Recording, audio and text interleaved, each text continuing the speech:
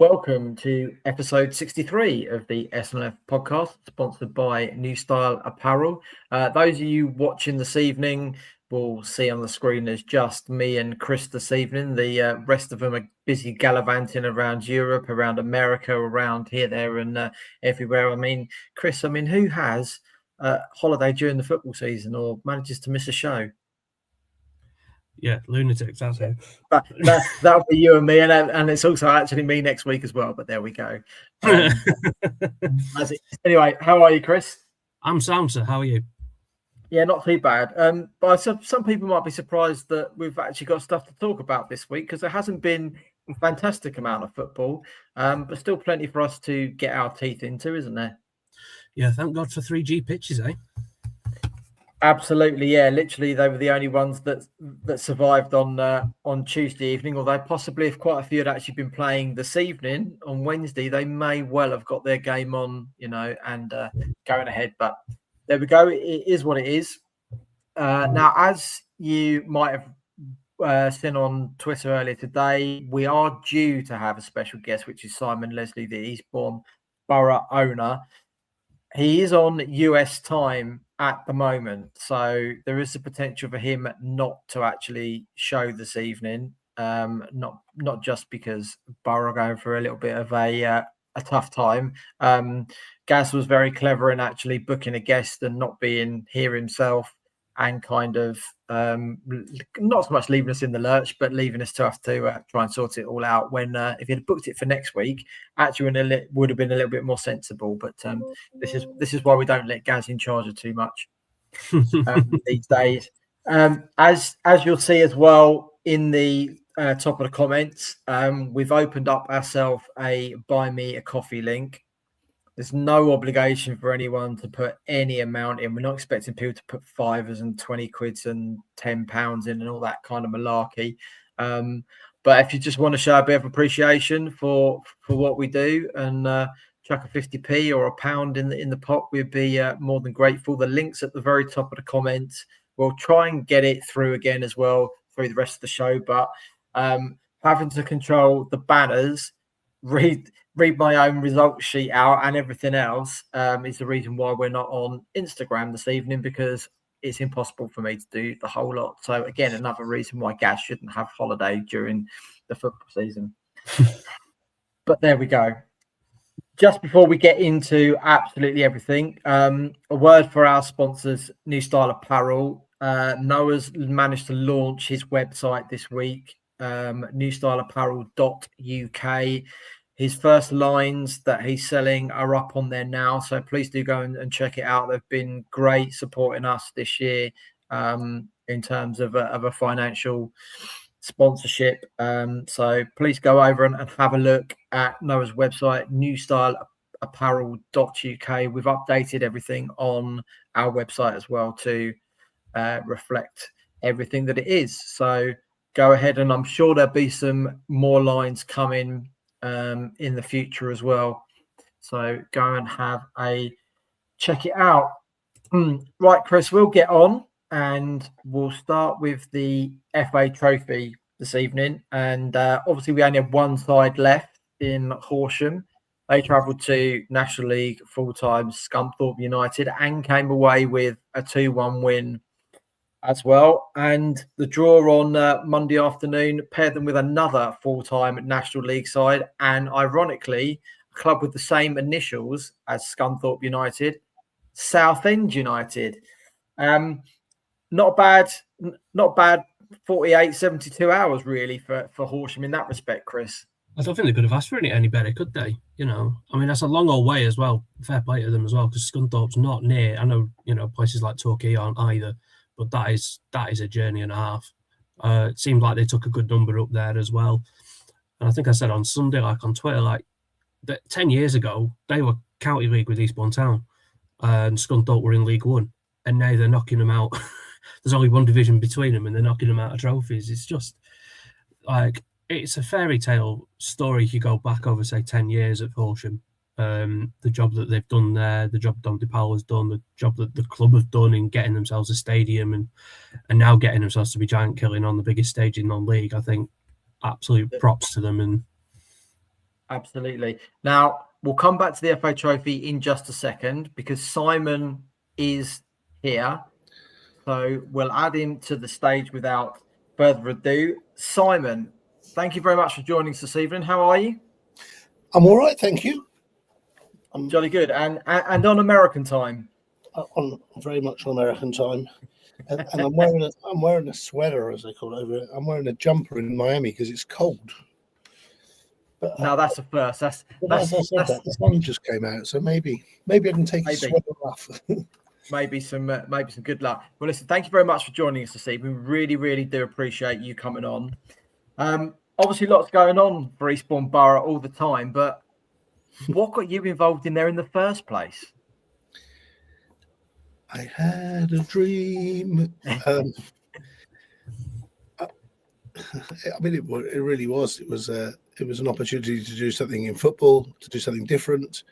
I visited a lot of football clubs and had lots of conversation with lots of owners who told me that it was a horrible itch. You shouldn't scratch it. You should go and do something different. You're far cleverer than this. And so I said, no, I want to do it. I want to do it. And I'm doing it. And no matter how challenging it has become, I'm still loving it. And we'll see how the what they call it, the script arc is going. At the minute, we're Rocky's just been beaten, and we've got to get off the canvas and work out how we go again. Yeah, we'll certainly come to that in a minute. When you take over a football club as well, what's the one thing that people don't tell you that suddenly pops up and you think, blimey, that's a little bit of a bigger chunk to chew than I thought it was going to be? No, I was warned about everything. I mean, I guess there are things that no one even warned you about that just happen.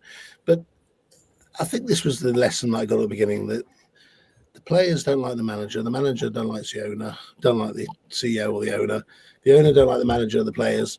And, it's just, I thought that's just a recipe for disaster. I love the players, I'm fond of the managers. I want to see everyone win. I want to see everyone do well. I want to see people, unlike business where I'm trying to keep people as long as possible. In football, I'm pleased when when someone comes in and says we want to buy them or move them on, because that means we've achieved what we set out to achieve.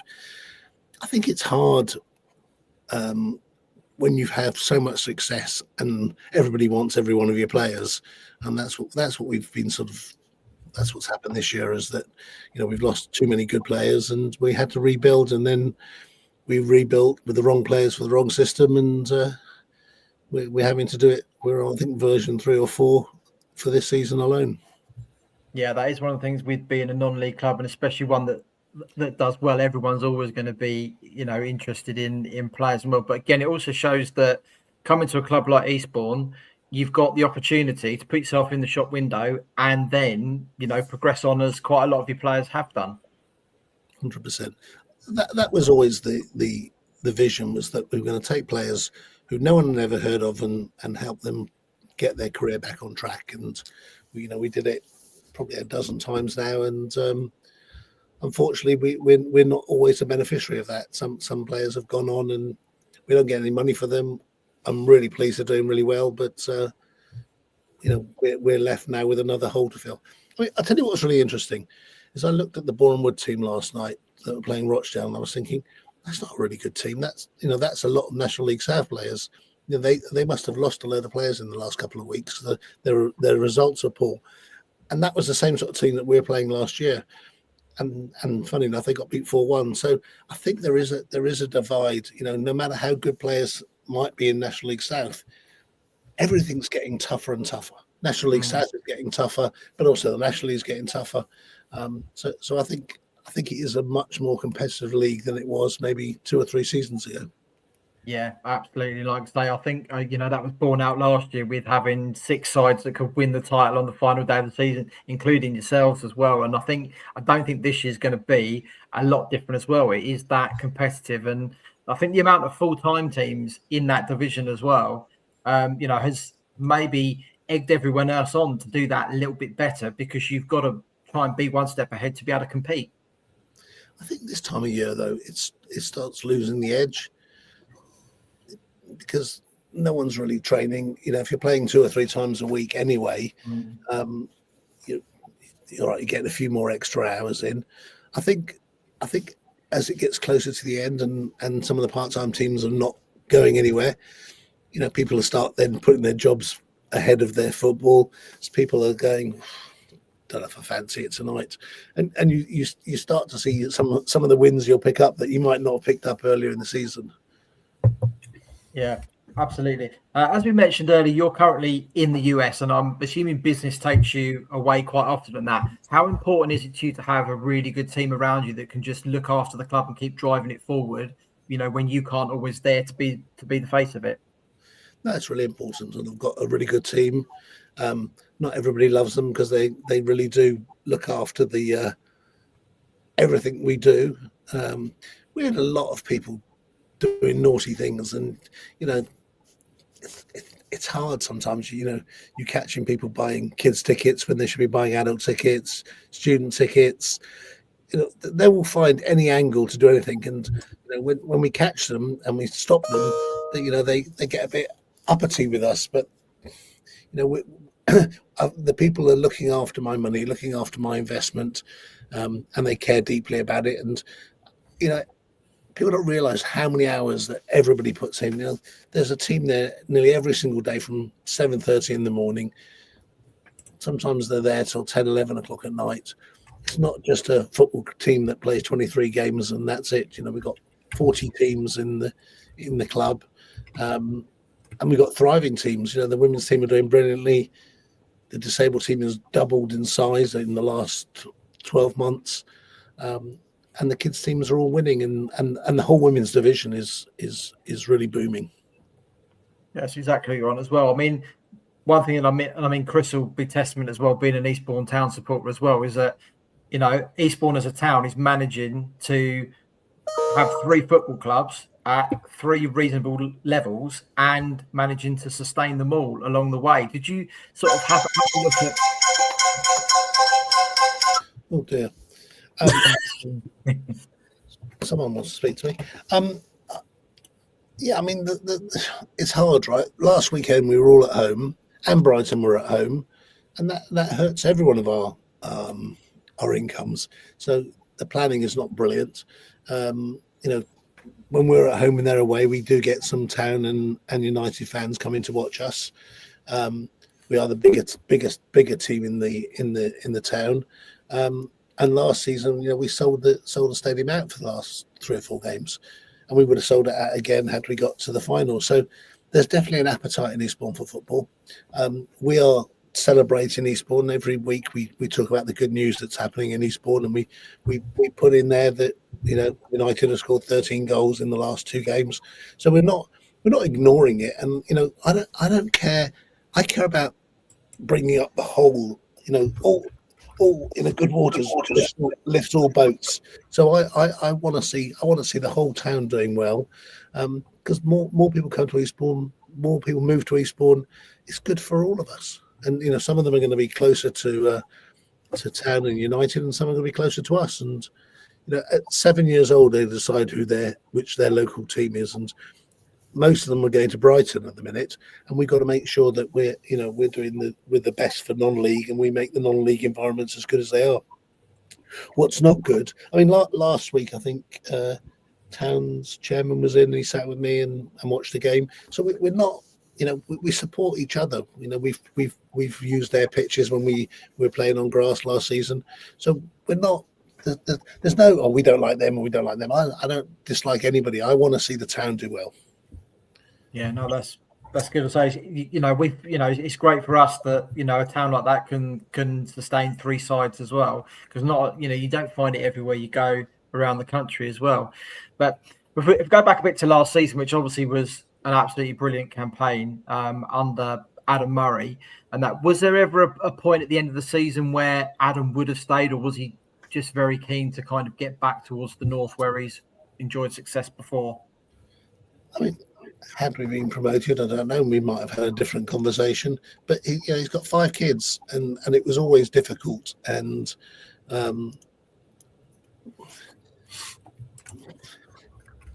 you never know. had we been a National League team, we might have had a different conversation. But I think he was as disappointed and gutted as I was. Yeah, I can imagine, because obviously he came in the year before as well after Mark Beard. They were know very well, and obviously brought the team up again. Are you kind of hoping that Tommy and Hugo kind of managed to do that same escape act that Adam managed 2 years ago? Well, I think we got a stronger team than we had 2 years ago. The team that played Saturday, nearly there. I mean, the last 2 Saturdays we've been 1-0 up with 80 minutes gone, and we've either lost or drawn. So we've just got to work out how we see out the games and manage those games to wins. I think the team is getting better. They're gelling. A few players we brought in the last week even have just added more to the squad. I don't think we're going to do much more business. I think we've now just got to make these guys, believe, give them a cause to believe in, and hopefully a leader to trust in Tommy, that he can bring them to the promised land. And if they do, then we've got a really good squad for next season already building. Brilliant stuff. Chris?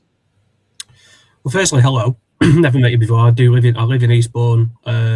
As Trev said, I'm more of a town-going person than borough, but I've been once.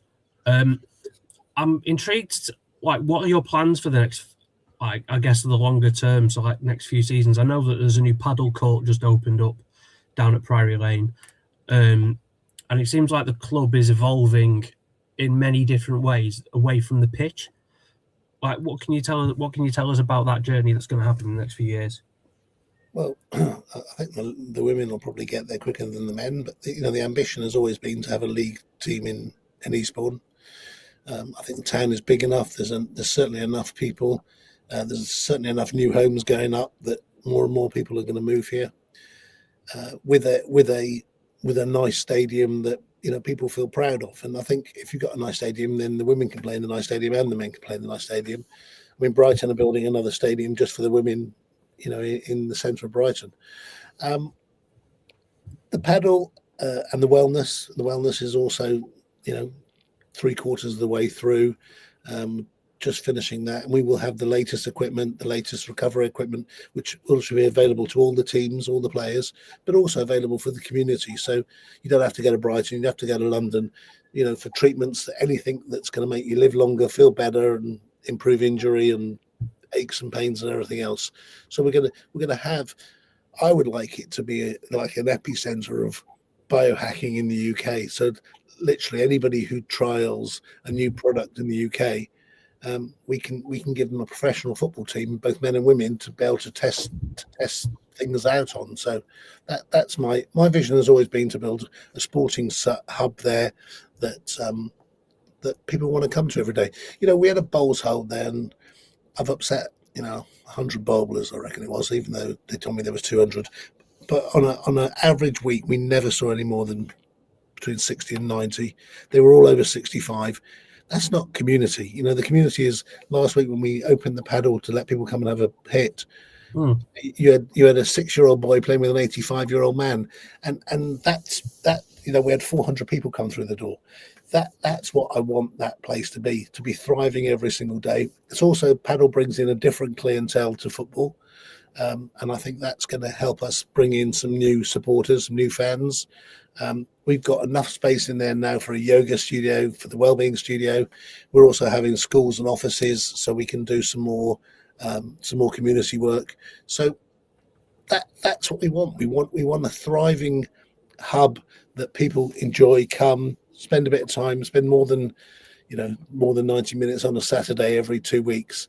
I mean, we've had 2 games, I think, for the last 3 or 4 months. How did you survive a football club on 2 games when one of them is a Tuesday night and nobody come?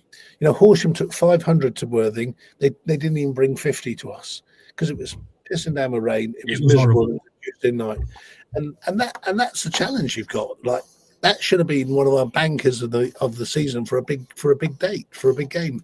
We lost money on it, so it's not easy. And originally that was on a Saturday, but then they had a run in the trophy, and as you were talking about as I came on, and that cost us. It's made them a lot of money, but it's cost us a lot of money as well. It's interesting what you say about. I mean, I can completely agree with you on that Horsham point. I was there for that game, and it was grim. And it made me long for the way they're back in Manchester, which, that's how bad it was. You've spoken a few times, like since you've been on fixtures and planning, like the organisations, like the fact you've got to play one of your two derbies or two Sussex derbies of the season on a Tuesday night in January, not ideal. And then you've got the three clubs here who are all, as you say, kind of eating from the same trough, so to speak. Trough's a horrible way to put it. You know what I mean? Banquet. I'll go with that. Eating off the same plates. Is there anything you'd like to see done differently in terms of fixture organisation? There's been a lot of talk of it recently, what with all the postponements and stuff. Like, is there anything you'd think of doing differently? I think the problem is that we're all playing in 3 different leagues, so there's no control of what you can do. I mean, giving us Dorking and Maidstone again, which are 2 big, should be 2 good games for us, both on Tuesday nights this month. It's a luck of the draw. Now maybe they'll make our Tuesday nights better attended than they would have been, if we had Weston-super-Mare on a Tuesday night. But really, we should have our Maidstones or Dorkings, our Horsham, our Worthing on big Saturday games with big crowds, big energy, and everybody can enjoy it. And I don't think there's anything we can do because, in theory, it's all independent and quality controlled. Yeah, no, indeed. Yeah, it is definitely a quandary. But and yeah, I'll hand you back to Trevor, I think. But do come more often. Be nice to see you. Do my best, but I'm a town season ticket holder, so it's all right. We've got 2 Tuesday night games, Dorking and Maidstone. You'll enjoy those. Yes, Dorking will. So, what does it actually cost to put a game on a Saturday, or it's worse on a Tuesday, like you say, because obviously your crowd's going to be down, but your fixed costs are exactly the same. Exactly. And we've got 4 referees this year, which is an absolute joke. So you've got another £100 in refereeing costs. I think when I started, referees were about £300 for a game. Now we're touching £600. They're bringing referees from Jersey to come to us. I mean, you can't make this stuff up. I think the cost. I don't know what it costs a game. I just know what we budget for that, what that game should generate us, and what we took. We're miles away from. I actually think the Horsham game was. I don't think we took any money. I mean, it was that horrible a night. People were hiding rather than even drinking. So no one's drinking. You might sell a few hot chocolates if you're lucky, and it was. I don't think it was on TV, was it? I think no. I mean, I think some of these other games will be on TV as well, which we don't get any money for the TV. So, but it'll take I don't know, 50, 100 fans away. Yeah, it's crazy, like you say, to think of those kind of games as well being on a midweek. I know last year in the league below in the Isthmian as well, they had local derbies on a Tuesday night in September and towards the back end of the season as well, which is no use to anyone, especially when you're banking on money, to really pull yourselves through as well. How do you sort of go with sponsorship as well? Are you quite well off with managing to get people involved? We've done really well, and we've already got all our sponsors lined up for next season, irrelevant of what happens. We sell the story, not the league. The story is going to be good. I've got some really exciting plans for next season that will get the fans excited, will get the players excited. So hopefully we win a few more games. We've gone from winning every single game and being unbeaten last year at Bury Lane. I think from even the season before and all the way through last season through the league, I think about 30 games.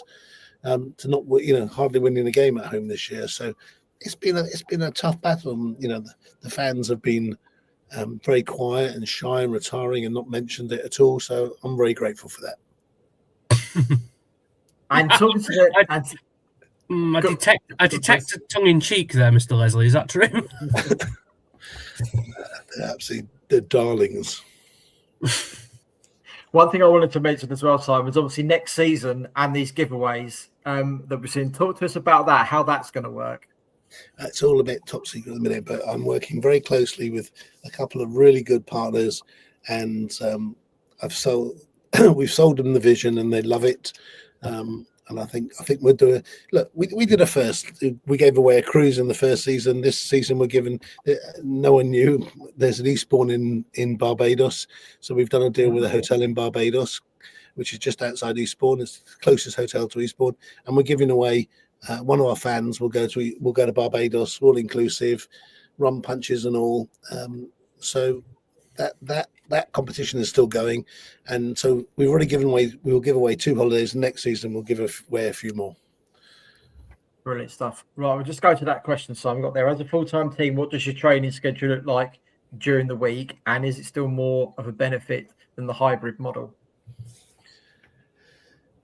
They train Monday, Tuesday, Thursday and Friday. If there's a game on Tuesday, they don't train. The non-league, part-time teams are now only training once a week, so they'll only train on a Thursday now because the Tuesday night's off. There's a hybrid now that do maybe 1 or 2, 1.5 days in the week. I mean, these are all things that we're going to have to ask ourselves at the end of the season. You know, what do we want to do, depending which league we're in for next season, and you know, what do we want to play? You should, if you've got a full-time team and a full-time squad, full-time training, they should know each other better. They should be, but when you're bringing in so many new players all the time, and suddenly you've got a lot of games in between, there isn't much time to sit there and go and have a jolly up and take them into the axe throwing in the Beacon and let them get to know each other a bit more, which we did a lot of last year. Last year we did a lot of sort of team building stuff, and we need to do a bit more of it now because we've got, you know, of the 20 odd players, I think 10 or 11 of them are brand new. You know, they've only been here less than a month, so we've got some work to do to bring them together. I think it's a huge advantage of them seeing each other, training each day. You know, they're as close to a League Two team as they will get. They have a chef there making them lunch every day. They have a kit man cleaning their stuff. They don't have to wash their own kit. They don't have to do anything. You know, we behave like a League Two club. We've got sports psychologists. We've got 2 physios. We've got sport scientists. So we've got everything there, and we should be doing better. There's no doubt about that at all. If only football was that easy. Exactly. We'd be all right. And there's another one for you there. So will you remain full-time if you go down? I mean, there are quite a few players on contracts for next season. I don't know. Probably not. I think it's impossible to make it work as a full-time team at that level. Are there any other teams in Isthmian who are full-time yet? Yeah, I think Chatham. Who? Chatham. Only Chatham. Only Chatham, yeah. They're not doing particularly well, are they? They're mid-table. No, they're in the playoffs. They're in the playoffs. Yeah. They went up the trophy to Southend at the weekend. They should be in the top 5. They're third at the moment. Everybody's having a go. You know, like I think Brentwood have got Barry Hearn involved again now. So there's a lot of money in that league. I mean, the money that Folkestone has spent, we've lost a lot of players to that league. And Billericay, you know, they've taken, you know, they're spending huge amounts of money. So it's not like you can go down and, you know, okay, you go part-time and you're not going to spend very much. You still need to have a decent budget. So you just need to decide if the difference is, you know, if it's not much, then you can look at it. Yeah. Do you think a more hybrid model could work at that level? I mean, you know, look at Horsham and what they're doing at this level. They've picked off all the better part-time players, and you know, people who have got really good jobs and are still good enough players, and they've made that work. You know, could they then go up another league and do it? I'm not sure they can. I think the commitments, you need a little bit more. So, you know, our view was, if you're going to go up, you've got to be ready for it. Now, should we have waited a little bit longer? Probably. It's easy with hindsight, but you know, we made the decision and we've stuck with it, and hopefully it'll get us out of trouble this year. Yeah, I mean that's the one thing as well is you aren't a million miles away from the club still above you. And I've watched Farnborough and Hampton a few weeks ago, and I didn't think between the pair of them they were, I could see why they are down that end of the table as well. So while you've still got that, you aren't cut adrift and everything like that. You've always got the hope that if you can string a couple of results together, stop conceding goals after the 85th minute, you'll be fine. Yeah. And you need what we had in that first season when Adam came in. I mean, Adam lost a load of games when he first came in. And then we went, I think, 11 games unbeaten. So that was the momentum. People don't realize this, but I think momentum is only one way. Momentum goes two ways, and we've been on that downward spiral of momentum. We just need something. I wish the Tuesday game had been on, because if we'd gone a draw, win, and then gone into Saturday feeling like, okay, we haven't lost in 2 games now, there's something. So now we've got to go and hope, if we can get something at Chesham on Saturday. I mean, they had a massive win last weekend. Excuse me. Yeah, they did. But a question from Lee: is Tommy the man to keep you up this season? Tommy is the man who's going to hopefully keep us up this season. Simple as that one. And then a bit, as you alluded to there, Simon, as well, do you think the full time does hinder the player recruitment a bit, because as you said, what Horsham have done very well is cherry pick the best of those players that can do a job and play football? Yeah. I mean, last season, if you look at it, everyone loved what we did, and we got a bit lucky with some of the players that we managed to sign, and we took players that everybody else had turned their nose up on, and we turned them into some really good players. And we've got some good players this season as well. Not as many, and they've not quite gelled yet. But I still think it's the model is very clear. You find the best footballers you can and bring them together, and you get a good team that have been trained well, that have learned the skills. But you look at the Brighton 21s; they're not very good. They haven't got enough players. We don't get any players on loan from them. Even the players we've had from Palace and from some of the other teams which are slightly close to us are not been that brilliant. So we've got to go a bit further afield, and that means we need accommodation. We have a house in Eastbourne. I actually tried to buy a B&B.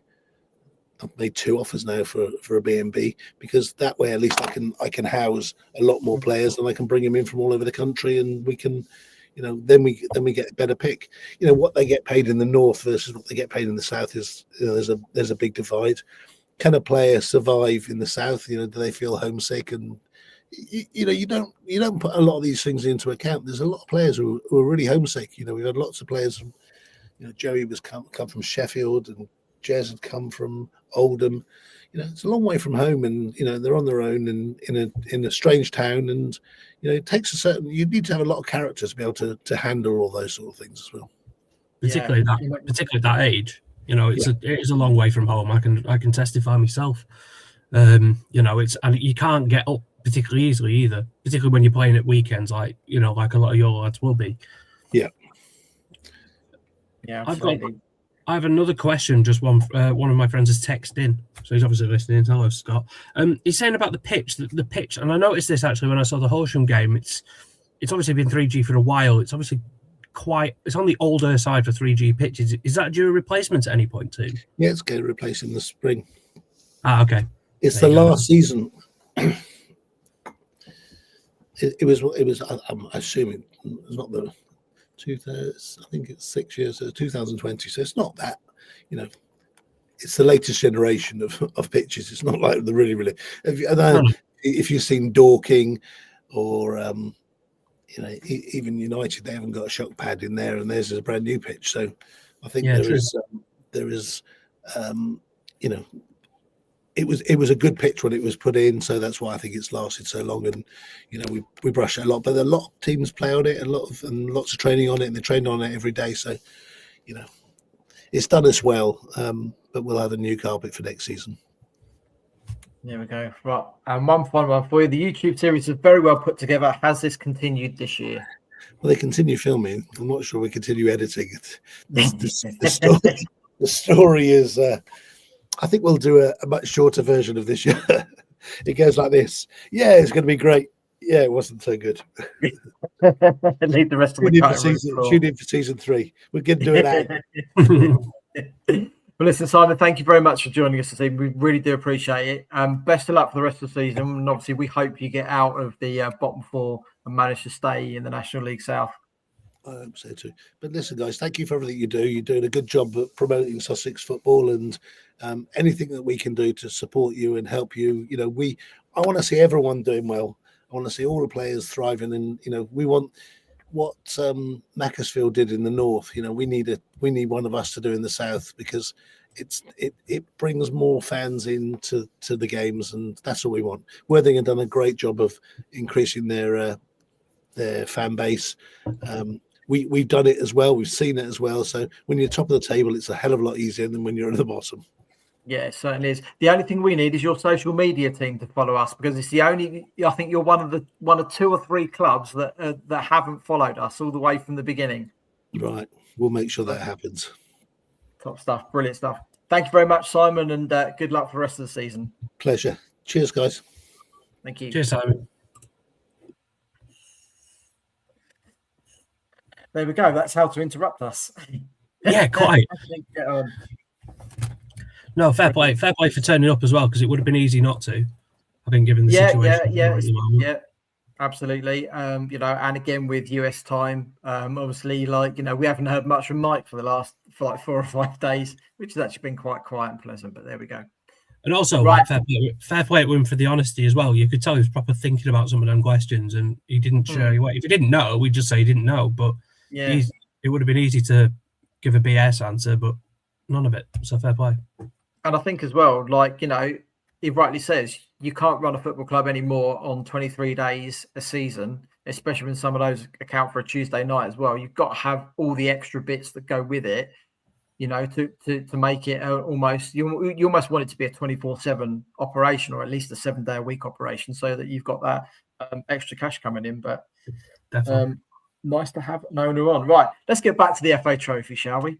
And as we were saying just before Simon came on, obviously Horsham have got Southend United in the next round, which should be played on Saturday, the 28th of February. And I think 2 good tests there, Chris. One in a side that's around the National League playoffs and an ex-Football League club coming, but also they'll bring a huge, great support as well, which will be another good test of their actual infrastructure, and then give them another bit of an insight for what they need if they actually step up one more level. Massively, yeah, because that's the sort of thing that you can't really replicate. You can't, friendlies will never ever replicate that. You want to bring them in on a big, on a big sort of showpiece occasion, and by it they'll get that, because there's not going to be many teams in non-league bigger than Southend. No, there certainly are at the moment. Probably Carlisle United would say probably have a slightly bigger side in terms of support. Yeah, and probably Dale as well, but Yeah, very big club. So well done to Horsham on the weekend, and good luck for 3 weeks' time when they face Southend United. Right, let's get into the results and whatnots of last week. Of what there weren't very many, but we'll go with them anyway. And we start in the National League South, where Eastbourne Borough and Enfield drew 1-1. Worthing and Weston-super-Mare also shared the same scoreline. On Tuesday evening, Eastbourne Borough's Senior Cup quarter-final tie at Horsham Way was postponed, as was Worthing's trip to Weston-super-Mare in the National League South, which would have been a very, very quick turnaround from the weekend. This coming Saturday, Borough on the road to Chesham, as Simon mentioned. Worthing head to Dover Athletic, and Horsham head to Enfield Town. On Tuesday evening, Eastbourne Borough at home to Maidstone United, one of those Tuesday night games that Simon was mentioning, and Horsham host Dagenham and Redbridge. Chris, Worthing 5 points off the top now after this lean spell keeps continuing, and Borough 6 points from safety at the bottom, and just above them though there's a little gap that's appeared between Salisbury and Bath. So should they be able to actually get themselves out of the bottom four, they've actually got to probably string about 5 or 6 wins together to really have it make an impact. Yeah, and I think if as Simon said, like momentum is massive, and I think if you can start putting together little blocks of results, I think particularly with a new squad, if that squad's as new as Simon said it is, and he was right about the turnover they've had. I think they lost 80% of last year's minutes at the start of the season, so they were building completely from scratch. But if this new team can bed in, they've got a third of a season left. It's on, but I think they would have definitely had their eyes on those games against Farnborough and Enfield, and picking up 1 point from those 2 home games against teams who were also in that sort of bottom 5 with them and Bath. Bottom 6 actually, because Hampton are there still too. Yeah, it feels like a tall order. It's not impossible though. It's only 6 points, and 6 points at the top end of the table is a big thing, but at the bottom end of the table, it's huge because that's a decent chunk of the points you'll get all season. I mean, I think the only thing that goes against them as well is that they've played 30 games, which I think only Dover have done the same. Everyone else has played less. So, everyone else might be playing catch up, but you haven't got the points in the bag from having played those extra games. No, and I was looking at who they've played as well, and I think they've actually played more games against the bottom 6 than any of the other teams in the bottom 6. So their fixture run for the rest of the season is going to be a bit harder. And again, they've just played 2 of them games and got 1 point between them. So it's not ideal. It's not impossible. But yeah, you're right. They've got fewer games, and all the teams around them have got more games. So if they can just pick a point up here or there, as a percentage, that's pretty big. And then Worthing are finding the going really tough at the top end at the moment, and they're not in pole position now. It's everyone else that's looking mighty good. Indeed, yeah. I mean, that's 6 without a win now for Worthing, so that's their worst run of the season. The teams have had an average rank of 18.5 in the table as well, so it's not 4 of them games they've not won have been against the bottom 6, which again is just really, really concerning at this point where teams around them are starting to pick up form. They've gone from 1st to 4th in a couple of weeks. Now, one crumb of comfort this weekend comes in the fact that Torquay faced Dorking, so that's the top 2 going off. That's going to be a big one. Belter, absolute belter. Indeed, yeah. So that's going to be one to watch for sure. And then I think, Hornchurch, unfortunately, you'd think they'd probably win at Hampton. Worthing have really got to get their skates on because the teams around them are in far, far better form. I think as I said last week, though, better to have the blip now than it is at the beginning of April when you've got no time to recover it. Well, yeah, I think as it might have even been Worthing who proved last year, actually. Because I think they were top going into April, were they not? Was it them or Borough? Yeah, they were. Yeah, they were top, weren't they? And everything was in their hands, I think, with games in hand. And then I think they lost to. Did they lose to Truro? Yeah, and then it just started to unravel a little bit, then, didn't it? Yeah, and they drew at Borough in that contentious game at Priory Lane. Yeah. So it all kind of fell apart from that point. But it's going to be very, very tricky. And I think they've actually. The good thing is for them, for Worthing, their record against the top side is good. It's the best in the league. So you'd think if that's anything to go by, then they should be in pole position to, really capitalise when they have to play them again.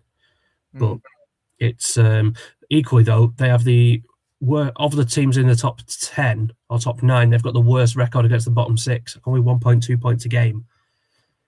They've only won 3 of 10 against the bottom 6. Crazy stuff, isn't it? That's football for you. That's how it should be.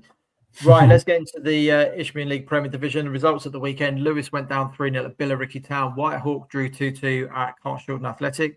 Chichester City lost 1-0 at home to Averley, and Burgess Hill Town won 6-2 at Hashtag. On Tuesday evening, Chichester City's trip to Canvey and Whitehawk's trip to Dulwich Hamlet were both postponed because of the weather. This coming weekend, Burgess Hill Town host St Albans City. Chichester City head to Chatham Town. Lewis hosts the leaders Folkestone Invicta, and Whitehawk are at home to Hashtag. On Tuesday evening, Lewis are at home again to Billericay Town. Burgess Hill Town head to Wingate and Finchley, and Whitehawk at home to Cheshire. Chris, I think Burgess Hill must still have one eye on the playoffs. But as we said last week as well, it's the consistency that the other three sides can't just get some together to make a move up the table themselves. I know, it's nuts. I mean, I was looking at this earlier. Chichester, so streaky. I think since October, they went 5 unbeaten. Then they got 1 point from 5. Then it was 13 points from 5, so 4 wins and a draw. And now it's 1 point from 4. So it's all or nothing with them. And by the way, the next 3 games are away at Chatham, Billericay, and Averley. Oh, three sides, very good form. Very good form, yeah, and also not particularly near Chichester either. So that's geographically speaking. And Lewis are the same. Like, they can't string 2 results together. It's been win, loss, win, loss, win, loss. Like, it is a weird league in that sense. I think that and the South Central is a bit like that as well. In that you've kind of got a top 3 or 4 who are just sort of above the rest, and then none of the others can string it together. But again, there's some really interesting games in this league as well. I mean, particularly with Brentwood. Brentwood have thrown a bit of a spanner in the playoff works of late. They had a good win last night at Chatham. They did, having just come off a really narrow loss at Dartford. Yeah. So yeah. they're all taking points off each other, which is music to the ears of Averley and Folkestone. But yeah, it does mean that Burgess Hill have got that sort of, they've still got that opportunity to get up, and a 6-2 away win isn't, that's a bit of a statement in that people are going to be like, oh wow, okay, they're not going away. Yeah, absolutely. I went to watch Folkestone on Saturday against Welling United. First time I've actually been down to Folkestone's ground, despite living in Kent for about nearly 30 years.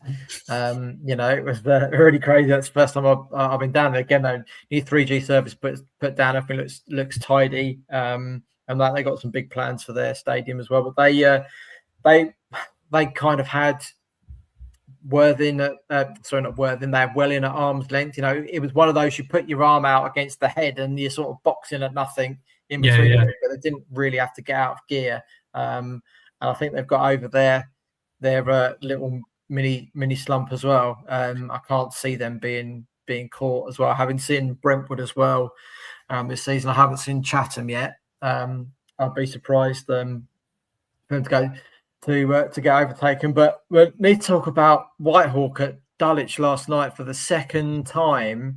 A call off, within an hour. I think an hour. Of the kickoff time. It's like, it's just it's crazy. I can't. Yeah, I put on Twitter last night.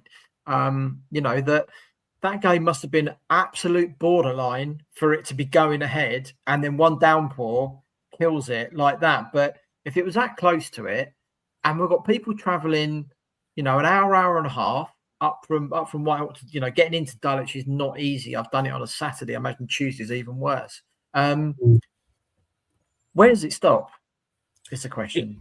Yeah, it's ridiculous. I do feel for Whitehawk, not just because it's happened twice at Dulwich, but I seem to remember a Tuesday night game, and it was either #or Averley. No, it can't be because that's a 3G pitch. No, Canvey. Yeah. It was Canvey, and someone, because I remember someone I saw on Twitter had already got there, and it got postponed. So I don't know who Whitehawk have annoyed in a previous life, but that's sad. It is farcical. Then surely there should be some sort of minimum requirement of just bloody probability. If it bounces, as you said, if one downpour is all it's going to take, just a bit of sensibility wouldn't go amiss, would it? A little bit. You and I are both fans. You go and watch your own team. I go and watch whoever. And that. But if you've got that choice between, it could play or it could not play, and you've got to travel, especially say, for example, you're going to Sheppey or, to Herne Bay and that. And it is that close as it was last night. Must have been right on the borderline, almost tipping on over the line. Would you not rather that it was called and we play it another night? Oh, 100%, 100%. Yeah. I always remember I got taken out of school once on a Tuesday night because I already had tickets to see us in a cup game at Brentford. So we drove down all the way from Manchester, came off the M25, and got told, and it was the 6 o'clock news bulletin, and said, oh yeah, by the way, if you go to this Brentford Man City Cup game, don't bother, it's just been postponed. Like, and there was a lot of City fans already at Griffin Park. You're like, what are you doing? Like, and that was a frozen pitch, and it had long since been frozen. It's like, come on, you could have called that a lot earlier. They got deluged with letters, which I suppose is the 90s equivalent of social media. Yeah, exactly. It is a joke. And this is what I mean about minimum requirements. Like, you appreciate that there's a range. Weather can change, right? It can either be glorious and sunny, it'd be or if it pisses down, we're already at, say, 95% of what we can tolerate. I think they just need to revisit how they assess these games, and like having referees, someone come and look at it earlier in the day, maybe make that assessment, maybe at 3 o'clock or whatever. Because it's a joke that fans have got to do that, because they might have taken time off work or anything. Well, I mean, what I said, and I said this to Michael, I think I said it in the group a long while ago, is that, you know, in this day and age, why can we not have a panel of ex-officials across each region of the country? They're going to be used at worst 12 times in a season. We don't get that much bad weather, and they may end up 8 weeks on the trot. But the fact we've got video technology, and, you know, we appreciate referees have got to travel as well, you know, as Simon said, you know, people coming over from Jersey as well. Why can we not have an inspection carried out via video technology with an ex-official who knows what he's talking about, in consultation with the match official well in advance of a team traveling or a set of supporters leaving? If the pitch is fine, but there is a danger of one of these downpours happening, that as a supporter is the invisible contract that you sign to follow in that club. But where it's as clear as day and as clear as mud, and we've got excuse me, great technological advances in science that we can see a weather forecast better than we ever could, you know, why are we not exploring this type of thing? Because, I mean, you know, a club travels, they're not going to get that compensation back, you know, and why is there not a central fund that if it happens, that people can put a compensation claim into? It's not as if there isn't enough money in the game. No, exactly. Well, we've got cases in point now of whenever Jersey and Guernsey have to come over to the mainland, because obviously their pitches are 3G, they don't have that problem. The referees, yeah, but I mean, like you say, video technology, you could do FaceTime. Does the ball bounce? That's a pretty acid test. I suppose the only other thing you've got is studs, like for frozen pitches. You know, can you stamp into it? And people might have differing views on that. I get that, but I think it would save a lot more problems than it causes, for sure. But like I said, like, it was a few weeks ago. I can't remember if it was. I think it was Jersey. Maybe had East Grinstead. Now the weather was biblical, but they had to call it early because obviously it's not just a train for these guys. They've got to fly, and so like the costs are therefore astronomical. And I think, did they not do a pitch inspection like a lot earlier for those two teams, Jersey and Guernsey? You'd like to think they would. I think Guernsey are right because they're on plastic, I think. So I mean, for when they come over here. When they come over, yeah, it is done. I think it is done as early as it possibly can be. But I think I'm not sure if there's stipulations or regulations in that. But I mean, see the other side of it as well is that, and again, someone correct me if I'm wrong because I don't know for definite on this, but I'm not sure if it's down to the club to request the inspection. So if they don't, then they think everything's hunky-dory, fine and dandy. But as it is, a club is always going to want to play because they need the income. They know they shift it from a Saturday to a Tuesday night, then they're going to lose money. So they're going to want to play, you know, even if there's a massive puddle in front of one stand, because they need that money. But if you take that out of the club's equation, I know they know their pitches better than anyone else. But again, you've got that little bit of bias of them wanting to play, which is completely understandable. If you take that away from them, and then it has to be the referee, and he or she needs to be more accountable But if you've got this panel that they can just go, that can you go and inspect such and such at so and so time? You know, they may have to go down the road and do another one. You know, look at the other week with Infinity, wanted to hold a pitch inspection, couldn't get hold of a referee. If you've got a panel, job done, problem solved. Or even, I think this is a more pertinent example. You had Sittingbourne against Crowborough. So Crowborough had gone all the way up. It was an early kickoff as well, which is another complicating factor. Now, you would have thought with a stadium, well, I'll say full. I mean full in the sense that everybody's there. Yeah. You've already got the money. You've got, and you know, the way Sittingbourne are playing, by the way, is entirely in their interest to get the game on. So it's all right saying to the club, well, didn't want to play. You know, Crowborough are a bloody good side, and they're a tough ticket. But I'm pretty confident Sittingbourne would have wanted to play that game the way they're going. So, and again, how that can't. And they've said it's been sunny all day. So you got one referee saying one thing, whoever came and did the early one. It's not a drop of rain has fallen from the Kent skies, and yet all of a sudden another referee saying no, too wet. What? Yeah, exactly. Something needs to exactly. change, doesn't it? No, exactly. And Dom's just saying like Sittingbourne wanted to play. It was the match ref, and that's exactly my point. You know, a ref came and said pitch is on, fine. Well, everyone in the ground wanted the game played, apart from one person, but they were the one holding the whistle. And still gets his match fee, doesn't he, as well? I think that panel's a good shout.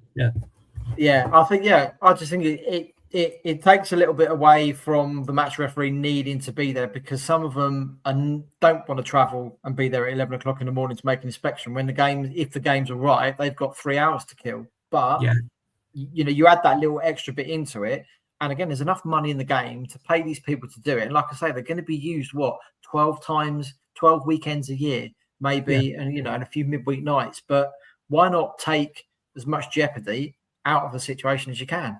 You know, but maybe that's a bit too sensible, isn't it, for some people? But indeed, there we go. Right, let's get into the Isthmian South East Division and results on Saturday. East Grinstead Town and Beckenham Town drew 1 each.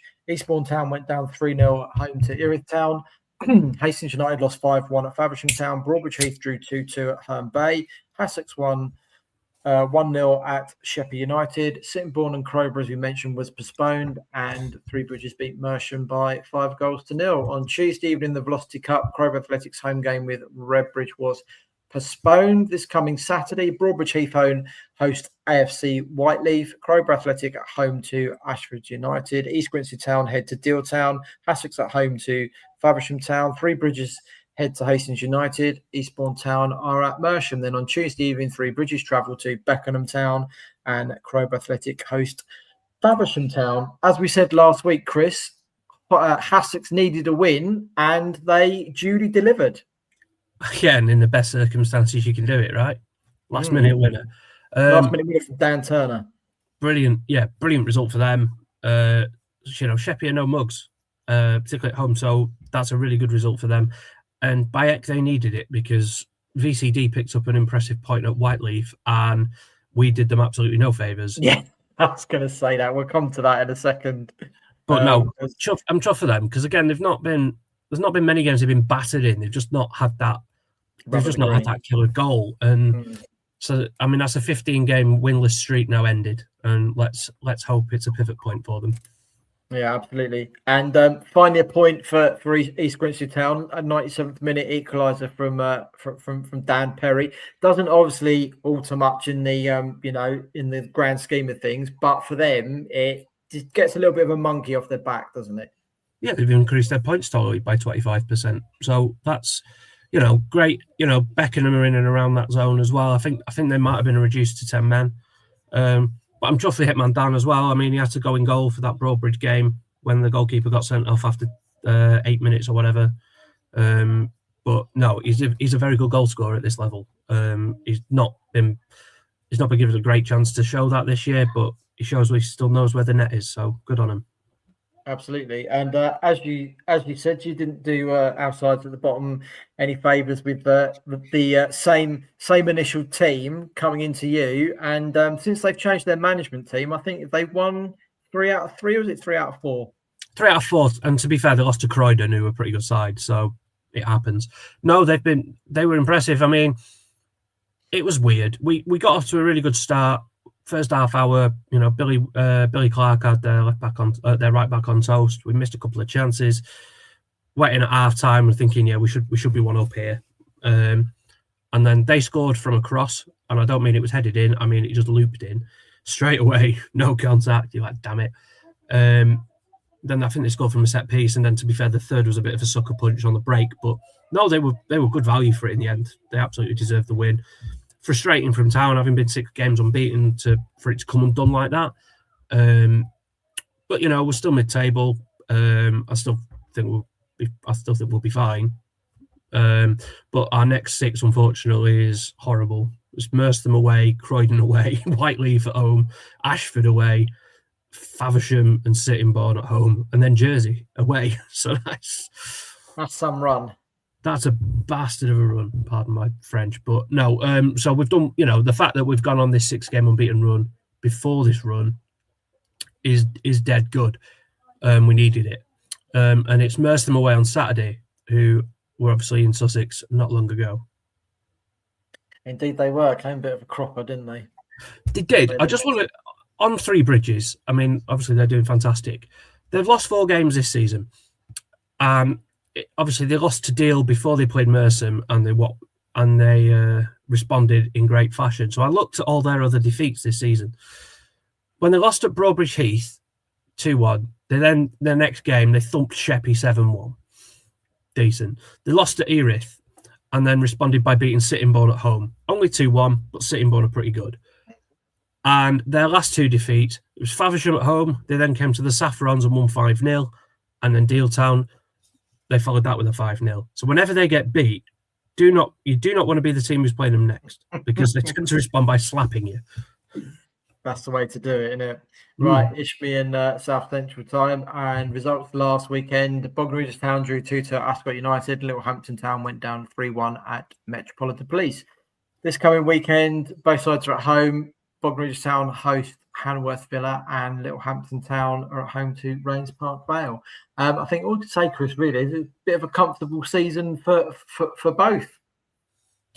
Yeah, I mean, Bognor definitely. I think, well, in fact, yeah, I think Littlehampton are only a point behind, to be completely fair. They're only 8 points off the drop now, though, and their form's not great. I mean, I think if the season had started in October, they've only taken 19 points from 17 games. So I'll say about that whole consistency point, like, they're still fine. Rains Park Vale, who they've got at the weekend, they started off in the playoff zone. I think they'd probably be in the relegation zone if the season had started in October. But fact is, they're pretty comfortable in mid-table again. So it's just a very, very strange league.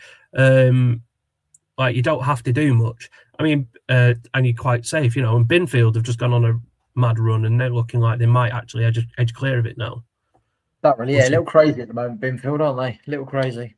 Yeah, it's interesting. But I think both teams will probably stay up and go at it again next year when they've got that year's experience of these teams. That might help them, you know, just prepare a bit more, because I think it must have been so difficult to prepare against a whole new league of teams. If you're going up or down, I presume there is that sort of knowledge of them. But if it's sideways and lateral way, you just can't. There's so much breadth there of teams you've got to try and think about. It's mad. Absolutely. Right. FA Vars next. One game featuring our side this weekend. Haywards Heath Town hosting AFC Stoneham. Chris, 2 defeats for Stoneham this year in the league. 1 for Haywards Heath. Stoneham's record is scored 69 and conceded 19. Haywards Heath is scored 77 and conceded 13. So which way is this going to go? Because they score bundles, but they don't concede very many, either of them. No, they're both very stingy. I mean, Haywards Heath were clean sheet machines earlier in the season, weren't they? Didn't they go, I think it was like 19 hours or something mental without conceding a goal? I'm sure if I went back, I could find the graphic I did at the time. That's box office. That is just pure box office, is that. If I didn't already have plans, I'd go. That's going to be cracking, and they should get a decent gate down there. You'd hope at Hanbury Park. That's going to be mad. Going to be a really, really big game. That's going to be one of their biggest games in years, isn't it? I would imagine so. Yeah. I imagine it will be, and obviously 5th round, so quarterfinal draw on Monday should they get through. You know, I think if they get past this one, Whitstable are the only one in their half. If it stays regional, the only ones in their half the draw, which I don't think it is after this round. You know, you could get a very, very interesting trip, you know, if you get through. But Whitstable way is what you want to avoid. Yeah, definitely. And maybe North Shields are obviously, they're big floaters in this. They love a bit of a Vars run. It was them who they came to Littlehampton a few years ago. When they did, yeah. So yeah, and that's not a trip you want to have to make. If they're coming here, fine, but if you're going up there, that is a long ass way. Well, I think if I remember on that Littlehampton Vars run, I think I remember seeing North Shields fans leaving at 4 a.m. to get down to Littlehampton on the Saturday, and went back with a 1-0 defeat. God, so that's what it is. So, sorry. It reminds me of when Glossop got to the semi-final. We had St Austell, and they'd sent their coach up, their manager up to scout us. And as it happened, we'd won the league the previous Saturday, so all the players were hungover. We played reserves, so they'd flown their manager all the way up from Cornwall. Brilliant. Bless them. Gotta love the Vars. No, but good luck to Hayward Heath. I mean, you find the flag for Sussex at this point. So absolutely, best of luck to Kev Green and the boys, especially after I traipsed all the way to Great Yarmouth a couple of weeks ago. Don't make it all in vain. Right, into the Southern Combination Premier Division, and results last Wednesday, Peacehaven and Telscombe won 1-0 at Bexhill United. Then on Saturday, Guernsey beat Stenning Town by 3-2. Bexhill United beat Crawley Down Gatwick 4-1. Roffey went down 5-0 at Eastbourne United. Hayward Heath Town beat Forest Row 3-0. Horsham Way beat Seaford by 4-1. Peacehaven Telscombe followed up their midweek win with a 3-0 win at Lancing. Lingfield beat Little Common by 1-0. Wick went down 4-0 at New Haven. Pagham beat AFC Vardinians by 2-0. And Shoreham drew 3-3 with Midhurst and Eastbourne. On Tuesday evening, as we mentioned, Horsham YM's Senior Cup quarterfinal with Eastbourne Boroughs was postponed, as were the league games at Little Common and Pagham. This evening, Bexhill United are at home to Guernsey, and the last we saw it was 2-0 to Guernsey. Chris, any change? Not as far as I'm aware. Last I checked, like I said, it was 2. Like you said, it was 2-0. I'm just getting their Twitter feed up now, and Guernsey are pretty good at updating it. To be fair, still 2-0. There we go. This coming weekend, as we mentioned, the Isuzu FA Vars 5th round, Hayward Heath Town at home to AFC Stoneham. In the Premier Division, Midhurst and Eastbourne are at home to Guernsey. AFC Vardinians host Eastbourne United. Roffey head to Bexhill United. Crawley Down Gatwick host Lancing. Forest Row at home to Pagham. Horsham YM head to Little Common. Seaford Town at home to Shoreham, which is a 2 p.m. kickoff. Stenning Town host New Haven, and Wick are at home to Lingfield. On Tuesday evening, the Sussex RUR Cup semi-final. Roffey are at home to Hayward Heath. And in the Premier Division, Crawley Down Gatwick host Lingfield, and Horsham YM host Midhurst and Eastbourne, both 7:30 kickoffs in the Premier Division games. Where should we start, Chris? Shall we start at Midhurst and Eastbourne, where they have a new manager? Indeed, they do, yeah. Do you want to say who it is? Yes. Of course, ex-Petersfield Town boss Conor Hoare is in as the new manager at Midhurst, dispensing with the services of their manager on Sunday evening. Conor, obviously no stranger to the Premier Division, having led Petersfield into the playoffs with Callum Glenn last season, and had Petersfield in the top 2 in the Wessex, only behind AFC Stoneham before a parting of the ways a few weeks ago. So, interesting appointment. Chris, obviously, we know what Conor can do with the squad he's got. The interesting thing will be is how many of his Petersfield lads he'll be able to round up from those that have signed elsewhere. What, like Infinity? Like Infinity, like a few clubs around the Wessex as well. It will be interesting. I mean, to be honest, it feels like a bit of a coup for Midhurst. I think it sounds like a really solid appointment. Really solid.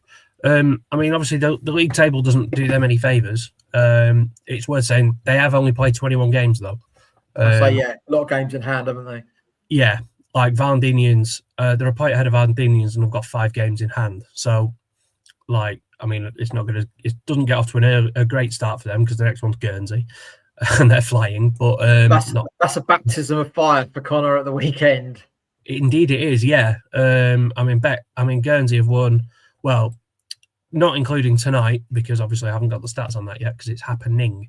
But they've won 10 of the last 11. So a bit of a, as you say, baptism. That's going to be quite the game. I mean, it showed a lot of character from the players actually to come back because they were 3-1 down at Shoreham. So to come back, they scored 2 in 2 minutes, I think, to get that back. And I mean, I think that basically does for Shoreham now. Not that I thought they'd stay up anyway, but I think that really does nail it for them now.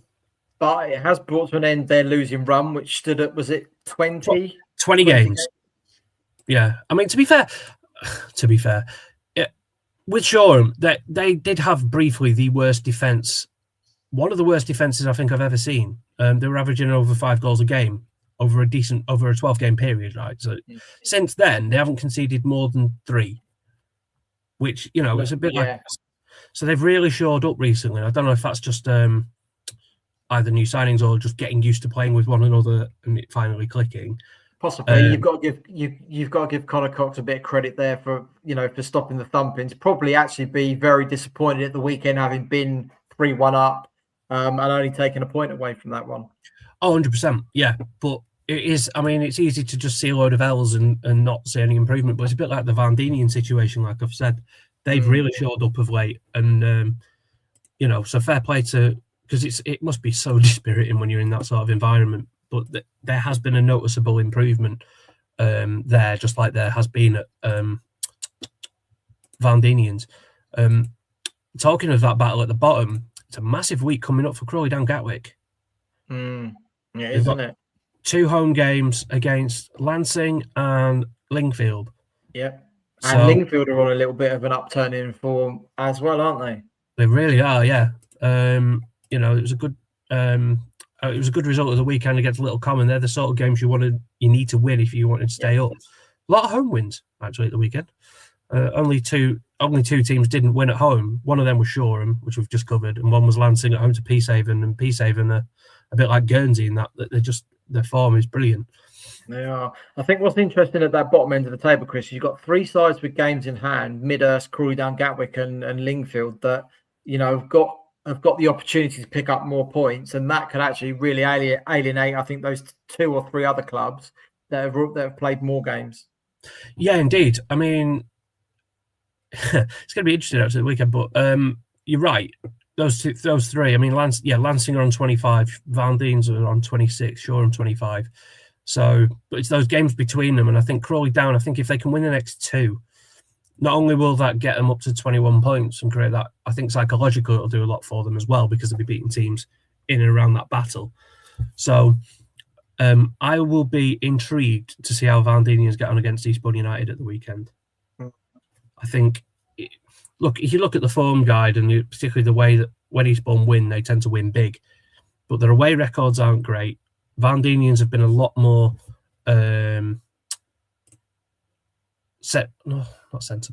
solid at the back. They've gone 10 games in a row now without conceding more than 2.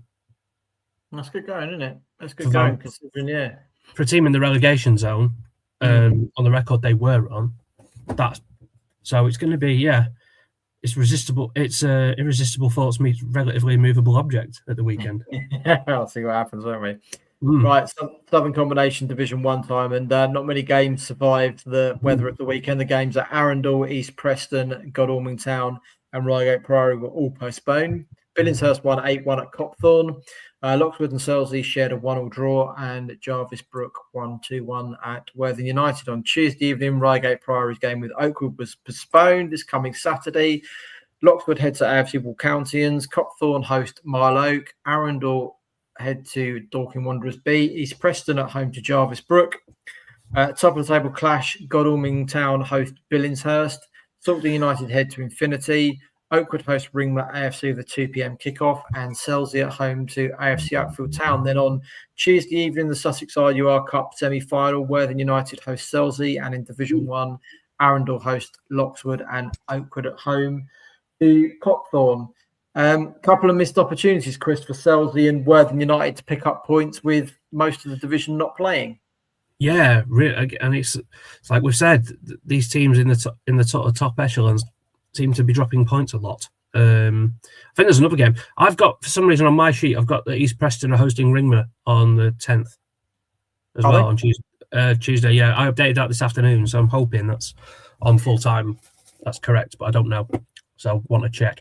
But yeah, if it's on full time, then yeah, I checked them all yesterday afternoon when I came in from work. So my fixtures are up to date till yesterday. So they've added another cheeky one in, like they keep doing. Like they keep doing, indeed. Yeah, I mean, Billingshurst didn't miss a beat, but fair play. I mean, don't want to be too cruel, but something's gone very wrong if they're not beating Copthorne. But yeah, I mean, Selsey are on a little bit of a relative wobble. They obviously had that. There's 3 games without a win now, because obviously I saw them go down to a late one at Selsey at Ringmer the other week. And I mean, Loxwood have been improving. I keep saying it. Yeah, another good point. Another good point for them this weekend. So that's 1 loss in 6 now for them. They're on 26. So yeah, it's a good result for them. Selsey will be kicking themselves. But Jarvis Brook, fair play. That's a great result over at Worthing United. Absolutely. But again, I think the real winners I think I said it last week, I'll say it again. I think it's Godalming. Yeah, it is, isn't it? How to win without playing. Right, let's give you the Step 7 results from last week. In the Southern Combination Division 2, TD Shipley won 2-1 at Bosham. Dorrington and Brian Electricity shared a 3-3 draw. The games at Ferring, Rustington and Upper Beeding were all postponed. Hailsham Town beat Rudgwick 7-0 and Southwater and Chichester City B drew 3-3. On Tuesday evening, the Division 2 Challenge Cup semi-final between Hailsham and Rustington was postponed. In the quarter-final, TD Shipley won 2-1 at Chichester City B. This coming Saturday, Challenge Cup quarter-final, Southwater at host Capel at 1:30. In the Sussex Intermediate Cup, Hailsham Town head to TD Shipley. In Division 2, it's ASC Brighton Rangers versus Rustington at Lancing FC. Rudgwick host Alfol. Bosham head to Worthing Town. Chichester City B host Upper Beeding. And Ferring head to Storrington. The latter two both 3 p.m. kickoffs. In the Mid-Sussex Premier Division last Saturday in the Montgomery Cup, French Athletic went down 3-0 at home to Balcombe, and Linfield beat Wivelsfield Green by 2-1. In the Premier Division, the games at Polegate Town and Rotherfield were postponed. Cookfield Rangers beat Holland Sports 4-2, and Reigate Priory Reserves beat Shoreham Seconds 4-1. This coming Saturday in the Mid-Sussex Senior Charity Cup, Crowhurst host Copthorne Seconds at 3. In the Surrey FA Saturday Premier Cup, Worcester Park host French's Athletic. In the Sussex Intermediate Cup, Westfield head to Hollington United. There's a lot of cups in there. So many cups. Eh? Too many cups. Too many cups. Not enough plates. And in the Premier Division, it's Balcombe at home to Linfield at 1:30. Polegate Town head to Cookfield Rangers. Rotherfield host Reigate Priory Reserves, and Shoreham Seconds at home to Holland Sports. In the West Sussex Premier Division, the only game to survive the weather last week was Harting beating Petworth by 4-1. The games at Billingshurst Reserves, Holbrook Athletic and Wittering United postponed. This coming Saturday in the Centenary Cup, Billingshurst Reserves host Ashurst United. In the Premier Division, Horsham Crusaders head to AFC Fishbourne, Angmering host Watersfield, Harting at home to Wittering United, TD Ship Reserves go to Holbrook Olympic, and Petworth host Dell United. Oh, there you go. That's all the results round up. Who have we got here? Mike. That's I missed the show, lads. Never fear. Like England. I'm going home. Oh, it's him. I thought it was Mike, someone else. McCaffrey. That's all right. You can just have a catch up on the I was about to say on the boat back, but Christ, it'd be a long time coming back on the plane back. I mean, to be honest, if he's still in possession of his passport, I'll be surprised. Yeah, he's done quite well, hasn't he? I mean, considering he lost the last one, he could have burnt this one, but luckily he managed to keep hold of it by the looks of things. Right, Team of the week sponsored by Singers Roofing. Our last one for January went to Sussex for their 1-0 win over Sheffield United. Guernsey were also in the conversation, as were Horsham for their win over Scunthorpe in the trophy. But felt Sussex just edged it, especially with everyone loves a last-minute winner. As it goes, it's all relative as well. It's all relative as well, isn't it? You know, they needed that after 15 games. Like, they needed that. Yeah, absolutely. The monthly poll is open on Twitter. I think you've probably got about another just under 24 hours left to vote, and it was relatively close, I think, between Lancing and I want to say Three Bridges, but it could be. You mean Lingfield? Lingfield, sorry, I was say Lancing. Sorry, yeah. Lingfield and I think Burgess Hill, I think, were the two that are relatively close together. But yeah, get your passport survive. Well done, Michael. Did the laptop survive? Did Michael survive? That's the question. I suppose as he's managing to post a message, then yeah, he's got through his experience of Vegas. Well, so yeah, get your votes in. I think we've had close to 200 so far, which is pretty decent. Right. Well, that's decent, yeah. It is decent. Update from the Polgrove. Yes. Bexhill 0, Guernsey 3. Guernsey cementing their playoff place, aren't they? Indeed, really are at the moment. It'd be interesting to see a team not on the mainland in the playoffs. Yeah, that would be very interesting. Very interesting. Short notice flights out. That could be an SNLF night out. Who knows, eh? Shout outs, Chris. You got any? Oh, no. Good. I've got a pile. Right, we'll start in Bexhill, and obviously they won't be listening this evening unless they've got it on in the main stand while they're busy watching. But congratulations to Jack Shonk, 150 goals in Pirates colours, 4-0 now. Yeah, I've just come through in the last 32 seconds. There we go. No 151st for Jack so far, but congratulations to him. Also, congrats to Theo Coombs, who's flying out for some under-17 World Cup qualifiers for the British Virgin Islands, and clearly Bexhill missing him this evening by the looks of things. So great experience to be able to go and do that at that age. Yeah, fantastic. So best of luck there, Theo. In the 100 Club, Harry Lawson at Burgess Hill and Tom Jeffkins at Pagham, both with 100 appearance. And in the 150 Club, Jordan Staley Brass at Billingshurst. So congrats to you guys. Well done on grabbing your appearance records. Chris, where are you off to next week? It'll surprise you not to learn. Well, it's not the Saffrons because we're away, but I'm going to go to Merstham. There's a few of us going up from Eastbourne. I heard great things about it last year. It was our first away game, I think, last year, and I couldn't go. I think I was on holiday or something. But everyone had a fantastic time. So I was like, all right, yeah. And to be fair, when Merstham had us on the last day of the season last year and all came down in fancy dress and stuff, so they were a good laugh. So looks like a lovely place to go and watch football, so I'm looking forward to it. Yeah, I've heard it's fairly decent. Yeah, really is. So nothing next Tuesday?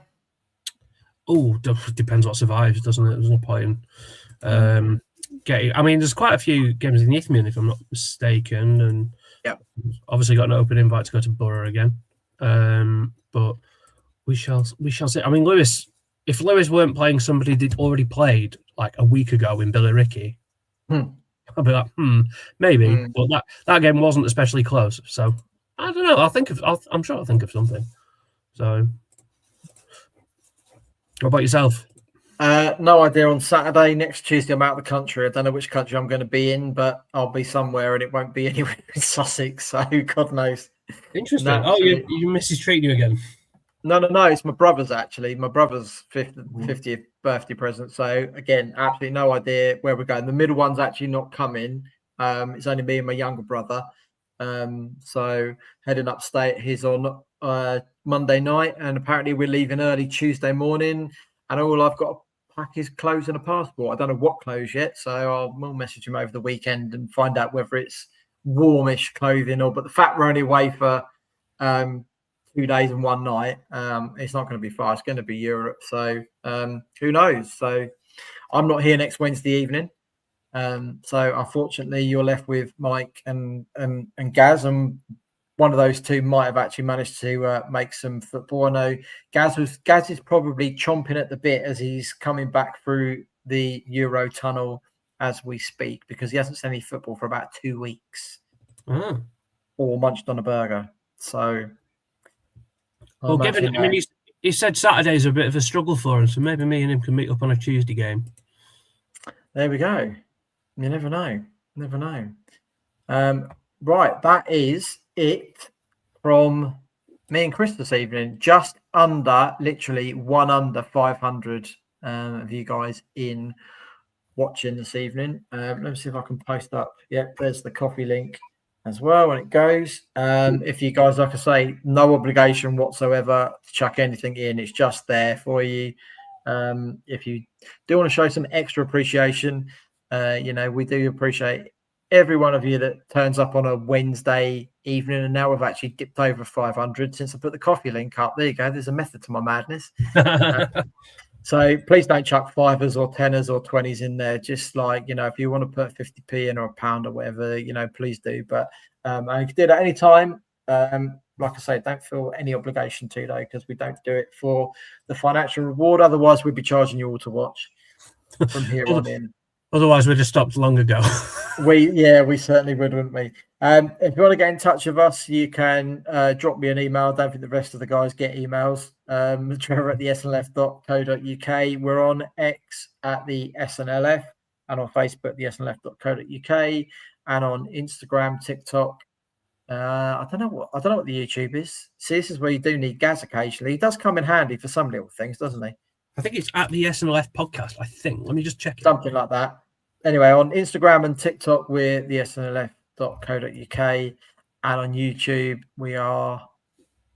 Yeah, at the SNLF podcast. There we go.